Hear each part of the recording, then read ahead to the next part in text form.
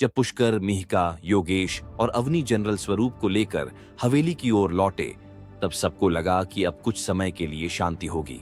परंतु हवेली के वातावरण में एक असहजता महसूस हो रही थी। जैसे वे हवेली के निकट पहुंचे, जनरल स्वरूप अचानक कांपने लगे और उनके चेहरे पर पीड़ा के भाव उभर आए। कुछ गड़बड़ है, अवनी ने चिंता भरे स्वर में कहा। महल से बाहर आने के बाद भी उन पर कुछ बुरा असर बना हुआ है। हमें उन्हें अंदर ले जाना होगा, जल्दी।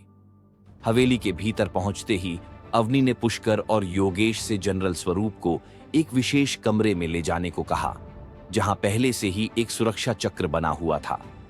मिहिका ने दरवाजे को बंद किया और वे चारों कमरे के अंदर खड़े हो गए। हमें उन्हें ठीक करने के लिए कुछ विशेष उपाय करने होंगे, अवनी ने कहा। उसकी आंखों में गहरी चिंता थी। वह तंत्रिक शक्ति जो उन पर हावी है, अब भी उनके शरीर और आत्मा को जकड़े हुए है। यह सिर्फ एक शारीरिक स्थिति नहीं है, यह उनकी स्मृतियों और मानसिक स्थिति को भी प्रभावित कर रही है। जनरल स्वरूप धीरे धीरे जागने लगे, लेकिन उनकी आंखों में एक अजीब सा खालीपन था। यह कौन सी जगह है और तुम लोग कौन हो? उन्होंने घबराते हुए कहा। यह मैं हूं पुष्कर, हम तुम्हें बचाने आए थे जनरल, पुष्कर ने धीरे से कहा। लेकिन स्वरूप ने सिर हिलाते हुए कहा, मैं नहीं जानता कि तुम कौन हो। मेरी स्मृतियां धुंधली हैं। अवनी ने सबको पीछे हटने का संकेत दिया और कहा, यह तंत्रिका शक्ति उनकी स्मृतियों पर प्रहार कर रही है। हमें कुछ प्राचीन रीतियों और ऊर्जा मंत्रों की मदद से उनकी यादें वापस लानी होंगी। अगर हम असफल रहे तो जनरल स्वरूप हमेशा के लिए अपनी पहचान खो सकते हैं।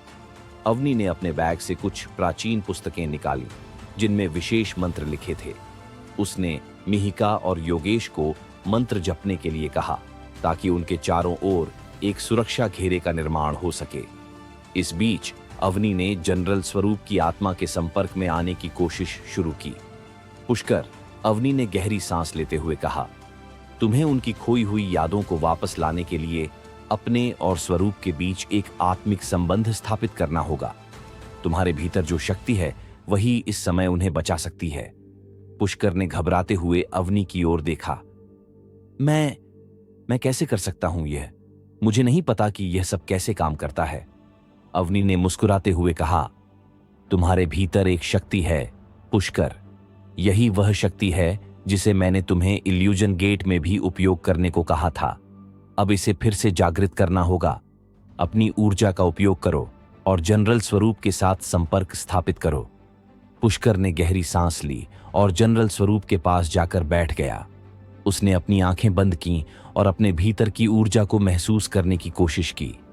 धीरे धीरे उसने अपनी आत्मा को जनरल स्वरूप की आत्मा के साथ जोड़ने की कोशिश की। अचानक पुष्कर के मन में एक झटका सा लगा और उसे एक झलक दिखाई दी। वह एक ऐसी दुनिया में था जहां सब कुछ धुंधला और अस्थिर था। यह जनरल स्वरूप की खोई हुई स्मृतियों की दुनिया थी। मैं यहां हूं, पुष्कर ने धीरे से कहा। तुम्हें मुझे पहचानना होगा जनरल। उस धुंधले दृश्य में जनरल स्वरूप का चेहरा धीरे धीरे उभरने लगा। उन्होंने पुष्कर को देखा, पर उनकी आंखों में अब भी संदेह था। मैं जानता हूं कि तुम कौन हो, स्वरूप की आवाज धीरे धीरे स्थिर हो रही थी। लेकिन मेरी यादें अभी भी धुंधली हैं। मैं तुम्हारी मदद करूंगा, पुष्कर ने कहा। तुम्हें बस मुझे याद करने की कोशिश करनी होगी।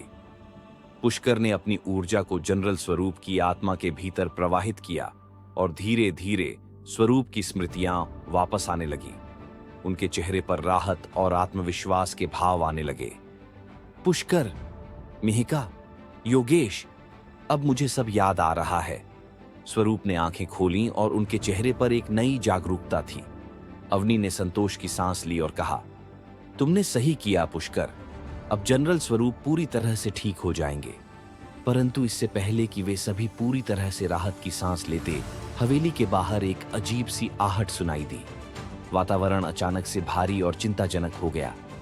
यह क्या था? मिहिका ने चौंकते हुए पूछा। अवनी ने गंभीर स्वर में कहा, हमारी परीक्षा अभी खत्म नहीं हुई है। लगता है कि जो तंत्रिक शक्ति जनरल स्वरूप को जकड़े हुए थी, उसने हमारी उपस्थिति को महसूस कर लिया है। हमें अब भी एक और चुनौती का सामना करना होगा। बाहर की अजीब आवाजें और तेज हो रही थीं और हवा में एक अनजानी शक्ति की आहट साफ महसूस की जा सकती थी। यह कौन है? योगेश ने तलवार संभालते हुए पूछा। यह शक्ति वही है जो जनरल स्वरूप को कैद कर रही थी, अवनी ने कहा। अब वह हमें भी खत्म करने के लिए तैयार है। तीनों ने एक दूसरे की ओर देखा और उनके चेहरे पर एक नई दृढ़ता उभर आई। हम तैयार हैं, पुष्कर ने कहा। अब कोई भी शक्ति हमें रोक नहीं सकती। अगली चुनौती का सामना करने के लिए वे तैयार हो गए थे। हवेली के चारों ओर की अनजानी शक्ति अब और भी प्रबल हो गई थी। वातावरण में अजीब सी हलचल थी और हर कोई यह महसूस कर रहा था कि कोई बहुत बड़ी ताकत उन्हें घेर रही है। अवनी ने तुरंत सुरक्षा चक्र को और मजबूत करने के लिए मंत्रों का जाप करना शुरू कर दिया। पुष्कर की आंखें अवनी के निर्देशों की ओर थीं, लेकिन उसके भीतर एक अजीब सी बेचैनी थी। उसने अपनी मुट्ठी कसकर बंद की और सफेद रोशनी वाले क्रिस्टल की हल्की चमक उसकी हथेली से निकलने लगी। वह क्रिस्टल वही था जो उसने इल्यूजन गेट के अंदर पाया था और तब से वह उसे अपने पास रख रहा था।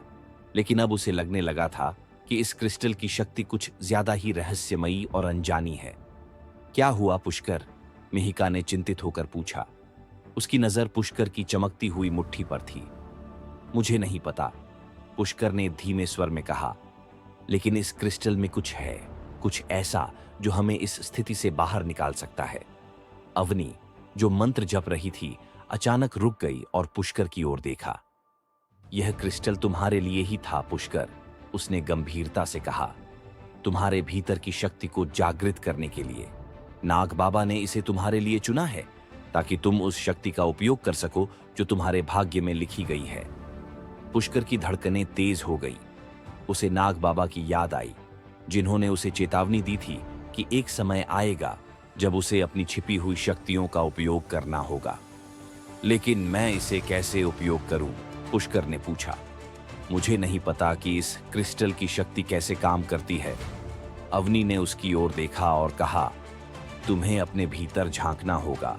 हवेली के बाहर की आवाजें अब और तीव्र हो गई थीं और पूरी हवेली हिलने लगी थी। मिहिका और योगेश ने अपने हथियार संभाल लिए, क्योंकि अब उन्हें किसी भी पल दुश्मन के आक्रमण की उम्मीद थी। वक्त कम है पुष्कर, योगेश ने तलवार संभालते हुए कहा। अगर यह क्रिस्टल हमारी मदद कर सकता है तो इसे अभी करना होगा। पुष्कर ने गहरी सांस ली और अपनी आंखें बंद कर लीं। उसने ध्यान केंद्रित किया और अपने भीतर की गहरी शक्ति को महसूस करने की कोशिश की। धीरे धीरे क्रिस्टल की सफेद रोशनी उसकी हथेली से निकलकर पूरे कमरे में फैलने लगी। यह रोशनी इतनी तेज थी कि सब कुछ चमकने लगा। यह क्या हो रहा है? मिहिका ने आश्चर्य से पूछा।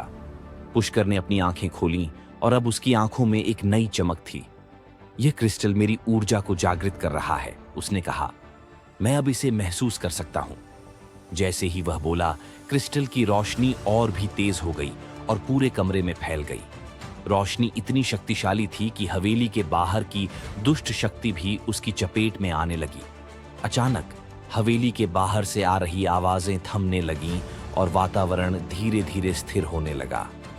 यह शक्ति उन्हें रोक रही है, अवनी ने आश्चर्य से कहा। यह क्रिस्टल उन दुष्ट ताकतों को दूर कर रहा है। हवेली के बाहर का माहौल धीरे धीरे शांत होने लगा और वह अज्ञात शक्ति जो उन पर हमला करने वाली थी, अब पीछे हटने लगी। पुष्कर के हाथ में क्रिस्टल की रोशनी अब धीरे धीरे मंद हो गई, लेकिन उसके चेहरे पर आत्मविश्वास और दृढ़ता साफ दिखाई दे रही थी। हमने उन्हें रोक दिया, पुष्कर ने कहा। उसकी आवाज में गर्व था। यह क्रिस्टल हमारी रक्षा कर सकता है। लेकिन अवनी ने गंभीरता से उसकी ओर देखा और कहा, यह सिर्फ शुरुआत है पुष्कर। यह शक्ति बहुत बड़ी है और इसका सही उपयोग करना ही तुम्हारी सबसे बड़ी परीक्षा होगी। नाग बाबा ने तुम्हें इसे इसलिए दिया है क्योंकि वह जानते थे कि तुम इसका सही उपयोग कर सकोगे। मिहिका और योगेश ने एक दूसरे की ओर देखा और फिर पुष्कर की ओर। अब हमें इसका सही उपयोग सीखना होगा, पुष्कर ने कहा। यह सिर्फ हमारी रक्षा के लिए नहीं है, बल्कि इससे हमें आगे की चुनौतियों का सामना करने की भी ताकत मिलेगी। अवनी ने सिर हिलाते हुए कहा, तुम्हारी असली परीक्षा अभी बाकी है। उस शक्ति को समझना और उसे सही दिशा में इस्तेमाल करना ही तुम्हें आगे की चुनौतियों से बचाएगा। लेकिन इससे पहले कि वे सब आगे कुछ सोच पाते, एक नई आवाज हवेली के दरवाजे पर सुनाई दी। कोई बाहर खड़ा था और यह आवाज नाग बाबा की थी। पुष्कर, नाग बाबा की आवाज गंभीर थी। अब समय आ गया है कि तुम अपने भाग्य का सामना करो। दरवाजा धीरे धीरे खुला और नाग बाबा एक रहस्यमयी मुस्कान के साथ अंदर। नाग बाबा के आगमन ने हवेली के भीतर एक गंभीरता और रहस्य का माहौल बना दिया। उनके चेहरे पर एक रहस्यमयी मुस्कान थी, लेकिन उनकी आंखों में गहराई थी जो संकेत दे रही थी कि कुछ बड़ा होने वाला है। पुष्कर, मिहिका, योगेश और अवनी एक क्षण के लिए स्तब्ध रह गए। वे सब नाग बाबा की ओर देख रहे थे, जो धीरे धीरे कमरे के केंद्र में आकर खड़े हो गए।